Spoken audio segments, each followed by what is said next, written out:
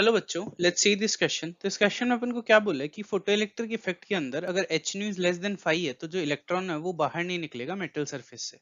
और इसका रीजन दिया है कि फोटोन और इलेक्ट्रॉन के बीच में 1-to-1 इंटरेक्शन होता है। तो ये क्वेश्चन सॉल्व करने के लिए जो की कॉन्सेप्ट यूज होगा वो होगा फोटो इलेक्ट्रिक इफेक्ट। तो अपन को पता है कि जो एच न्यू होता है, जो एच न्यू होता है वो होता है एनर्जी। तो इतनी एनर्जी इस जो भी इलेक्ट्रॉन है उसको अपन देंगे।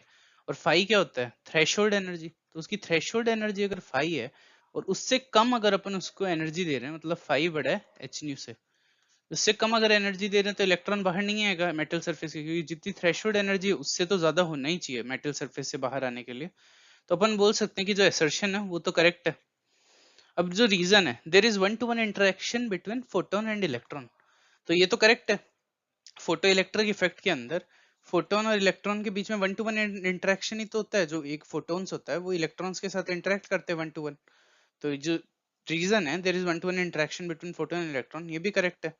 लेकिन अगर अपन देखें तो ये जो है ये इसका रीजन नहीं है कि अगर इलेक्ट्रॉन और फोटोन के बीच में 1-to-1 इंटरेक्शन हो रहा है तो एच न्यू पे क्या फर्क पड़ रहा है? क्योंकि एच न्यू तो फाई तो अपन ने थ्रेशोल्ड बनाया है लाइक सारे फोटोन्स को लेके, और लाइक अपन ने जो जितनी भी इनकी वो होती है स्टेट्स होती हैं, इन सबको देख के अपन ने जो फाई है उसको डिसाइड किया। तो जो ये इंटरेक्शन है इससे तो कुछ इफेक्ट नहीं पड़ रहा, मतलब ये इसका रीजन नहीं है। ये जो ऊपर वाला स्टेटमेंट है इसका रीजन नहीं है।